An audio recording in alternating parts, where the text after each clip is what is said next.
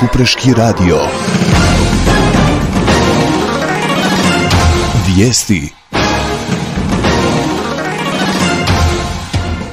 Poštovanje cijenjeni slušatelji, u današnjim vijestima Kupreškog radija poslušajte.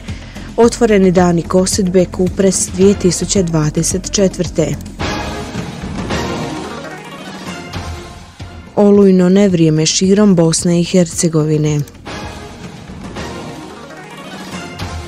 Najava: Zoran Milanović, predsjednik Republike Hrvatske, stiže u Tomislavgrad na proslavu 32. obljetnice brigade kralja Tomislava. Isplata mirovina za lipanj bit će u petak, 5. srpnja 2024. godine. Pregled Euro 2024. Danas će biti poznati svi četvrtfinalisti.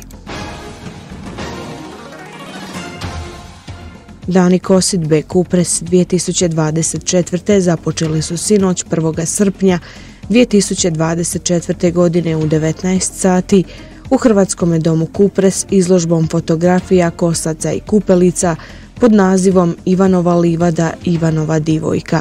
Na samom početku događaja, nakon što su u naše Ivančice izvele nekoliko glazbenih točaka, svim prisutnima obratio se načelnik općine Kupres, gospodin Zdravko Mioć, koji je i službeno otvorio dane kosidbe. Jučerašnji događaj prvi je u nizu kada započinje kulturno-turistička manifestacija Dani kosidbe u Kupresu, u narodu poznate kao Stoljanica. Bogat kulturni i zabavni program pripremili su Hrvatski dom Kupres i općina Kupres. Jučerašnja izložba pravi je dokaz kako je u kupreškom kraju tradicija i kulturna baština kraja ostala sačuvana i kako se i dalje prenosi kroz obitelji s koljena na koljeno.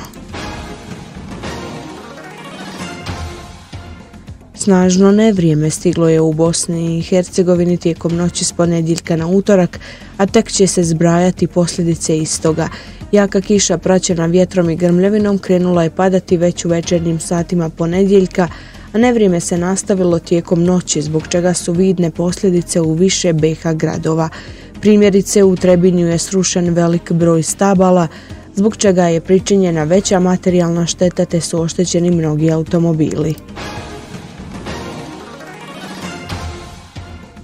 Predsjednik Republike Hrvatske Zoran Milanović planira doći u Tomislavgrad u subotu 6. srpnja 2024. godine na obilježavanje obljetnice osnutka brigade kralja Tomislava.